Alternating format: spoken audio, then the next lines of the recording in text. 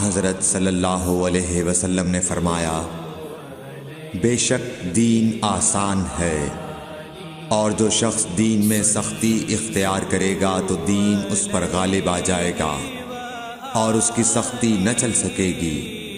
بس اس لیے اپنے عمل میں پختگی اختیار کرو، اور جہاں تک ممکن ہو میانہ روی برتو، اور خوش ہو جاؤ کہ اس طرز عمل سے تم کو دارین کے فوائد حاصل ہوں گے۔ اور صبح اور دوپہر اور شام اور کسی قدر رات میں عبادت سے مدد حاصل کرو۔ نماز 5 وقتہ بھی مراد ہو سکتی ہے کہ پابندی سے ادا کرو۔ صحیح بخاری حدیث نمبر 39۔